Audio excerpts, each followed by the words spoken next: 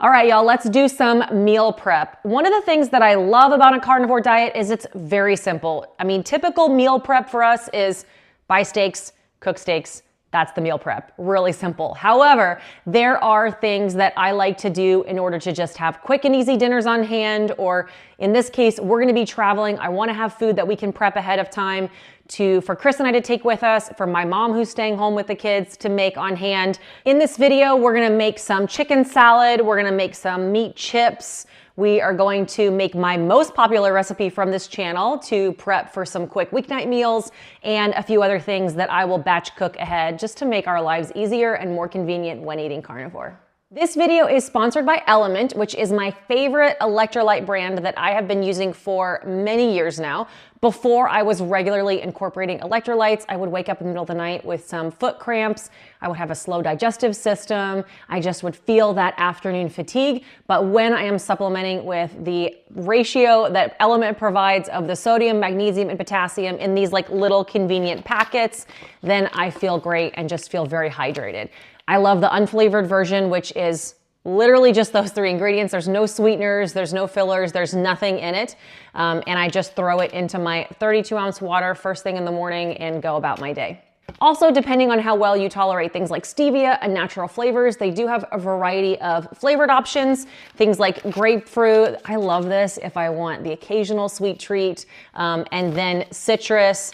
They have orange, they have a variety of different flavors, and you actually can try all of them with this free sample pack if you make any purchase. They'll send you this pack for free. You get to try all of their permanent flavors and see which one you like best. And best of all, they have a 100% money back guarantee. So they'll swap out the flavors depending on which one you find your favorites. They'll send you your money back. If you're not a fan at all, there's no risk involved. If you want to try that, you can go to drinkelement.com/LauraESPATH, and then with your purchase, they'll include this free sample pack. Thanks to Element for sponsoring this video. One of the things that I already did is I made 77 meatballs, bacon cheeseburger meatballs, which is probably the recipe that I've shared on this channel that our family uses the most. We eat these 1, 2, maybe even 3 times a week. I am using 2.5 pounds of ground beef here, but you can really use any ratio you want. And we're gonna put in some bacon, shredded cheese, pork rind crumbs, eggs, and a few spices. I have the full breakdown of the recipe on my YouTube channel, but honestly, you can't go wrong, and you can just play around with adding things in until you get to the texture that you want. I like them to be even so they cook evenly, so we use a cookie scooper, and I recruited Chris for some mixing and rolling out all of these meatballs. I then freeze them on a tray, and once they're solid frozen, I will put them in vacuum sealer bags like this, and then I try to separate them so they don't all clump together in the freezer. And here we go. I have some individual meals. I just portioned them out based on how much I know our family is going to eat. These can be cooked straight from frozen, right in the air fryer in about 10 to 12 minutes. And I have the quickest, easiest, most delicious dinner. My daughter Penelope and I are obsessed, and it's one of our favorite go-tos. So these will just stay in the freezer. And this is one of the easiest ways that we can have dinner on hand if I have planned nothing and forgot to thaw some meat. I'm going to make some meat chips now, and then tomorrow we're gonna do bacon chips. For the meat chips, I often use pork, but today we're gonna go the easy, lazy route, and we're gonna use pre-sliced beef from Costco. This is the really thin shabu-shabu sliced beef that you can get from Costco. However, this is gonna be the more expensive version, number one, because it's beef, but also because it's already pre-sliced. You can get the eye of rounds from Costco for a lot cheaper and freeze them and slice them on your own. Or the best budget-friendly, easiest, and most delicious way to do it is to do the pork loins from Costco, freeze them, and then I have this meat slicer where you put the frozen meat on here, and then you cut it really thin. You can adjust the settings here. This is gonna be the easiest and cheapest way to make very thinly sliced meat from frozen, because you're gonna have a solid frozen piece of meat. So those eye of rounds from Costco, or whenever they're on sale, or a pork loin or a pork tenderloin, slice it really thin, and then we're gonna put it in the dehydrator. Any dehydrator will work. I have a very inexpensive plug it in and it turns on, dehydrator, that works just as well. Those are kind of set at like 160 degrees Fahrenheit. This one is a timer on it, so I can have it auto shut off in the middle of the night. And also I can adjust the temperature quite a bit. So I'm gonna put this one down at 55 degrees Celsius, which is around like 135 degrees Fahrenheit, I believe. We're gonna lay out this beef onto my racks, and literally that's it. I'm gonna take beef, put it on the racks, put it in the dehydrator. This is gonna go for about 12 hours. My pork chips go for about 5 hours, depending on how thin these are and the texture that you like. But we are gonna keep it really simple, and I'm not even gonna put anything on it in the meantime. When it comes out of the dehydrator, I will salt it, or you could add different seasonings. Chris likes to add hot pepper sometimes. But before it goes into the dehydrator, this is the entire prep. And then I'm gonna set my timer for 12 hours. And at this point, it's gonna shut off sometime in the middle of the night. And when we wake up tomorrow, I have my own homemade beef chips. You really can use about any cut of beef, pork, or chicken, and once it's sliced thin, it can go straight raw into the dehydrator, and literally that's it. Just have fun playing around with different things, and look at this. Is going to be such a flaky texture. I am using the Redmond Real Salt popcorn salt, or the powdered salt. It's the same thing on their website, and that just makes it taste like so light and salty and gives it such a wonderful texture. This can be stored right on your counter for a couple of days, or I throw it in my travel bag and take it with me. If it's gonna be longer than a few days, I would put it in the fridge, but in our house, it never lasts that long. One simple thing that I'm gonna do that's actually a big money saver and a big time saver is I buy these large pork bellies from Costco. You can do the same thing with like a big rib roast and cut it into steaks. I'm going to cut this into smaller pieces and freeze it individually. And then whenever I want to have pork belly, all I have to do is the night before, pull out this one piece of pork belly, let it thaw in the fridge overnight or on the counter, and I'm good to go. So I'm gonna open up this plastic, dry it off, and cut it into pieces to then put in my individual vacuum seal bags. Utilizing pork belly is a really affordable way to get in lots of really good fat. So we will just take these chunks and throw them in the air fryer to cook them. I prefer smaller chunks so that it gets crispy for me, and Chris likes to have takes this square and just cuts it into 4 pieces and leaves himself with some bigger chunks so it's a little more juicier and fattier. And then we just freeze them individually and pull one out at a time as we need it. Something else I do pretty much weekly, if not more frequently than that, is make bacon chips. I learned this recipe from Nisha Berry. She has a video on her channel with like 1 million views. It's such a good, simple, easy recipe. I don't know why none of us thought of it before she did. But I mean, I do bacon outside on my flat top griddle quite often, but sometimes it's actually just easier for me to multitask and do it inside. And obviously that's not an option for a lot of people. So I am gonna do 2 pounds of bacon at once, and this is the best way to do it. And so I have my Costco bacon, and I like to just cut this in half because I kind of like leaving the pieces a little bigger. So literally just gonna take some scissors, cut my pound of bacon in half, and then I'm going to separate it. I have a Dutch oven and it's totally empty, and I'm literally just gonna separate them and put this into the Dutch oven. I'm starting with it on high heat.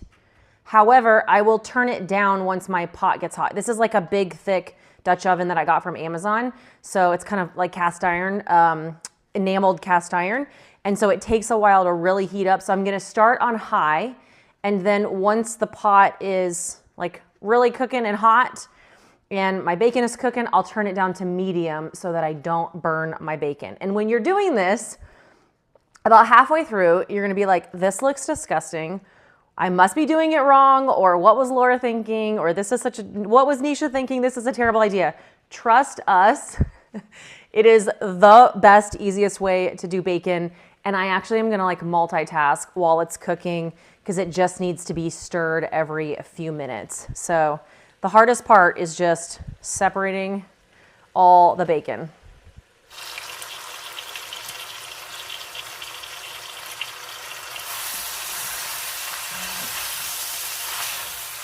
I'm gonna give that bacon a stir every minute or two, but while that's cooking, I'm going to make my loaded chicken salad. This is the perfect thing for me to grab for a quick lunch.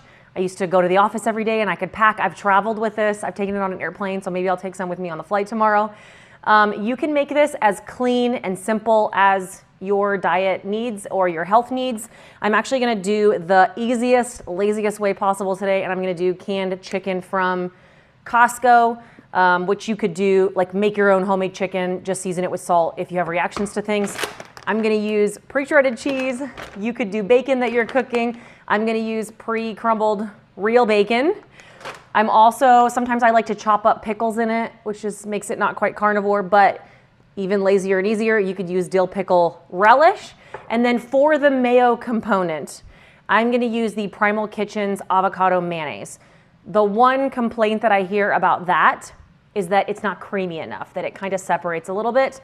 So I'm actually gonna cut it with sour cream. So half mayonnaise, half sour cream, to me gives it that perfect creamy texture. You also could, I'm pretty sure Nisha on her channel has a bacon mayonnaise recipe, which she takes bacon grease and then mixes it with an immersion blender and then makes up her own mayonnaise. So you could do that as well. Again, I think I've heard that it can end up being like a little greasier that way and separates and not as creamy. So mixing it with some sour cream would really help that. My favorite way to eat this is big old pork rinds. You know, if you eat celery, you could scoop it with some celery. You could just eat it with a spoon. But having pork rinds makes me feel like I'm having like a crunch or a, you know, chicken salad and chips or something. Okay, this is the point that things are looking really gross. It looks like somebody dumped water in here. The bacon is looking very disgusting, but trust me, push through. The water will evaporate. For this, I'm actually making it mostly for my mom, and she doesn't love the pickles as much, so we're gonna leave that out, but she does love avocado. And so I don't think I would mix it in ahead of time because it might turn brown for her, but chopping up some avocado and putting it in your chicken salad probably would, that sounds good, right? I also have exact measurements in a YouTube short on this channel. However, most of the time we just kind of wing it and then mix it up until it turns into this consistency that I want it to be. So here we go.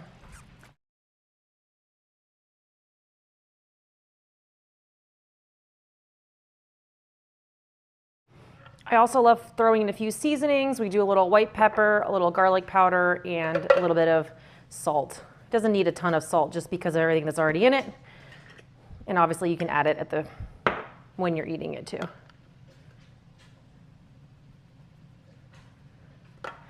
And then just kind of work it around till it's the consistency that you like. I think we gotta add, you can never have too much bacon.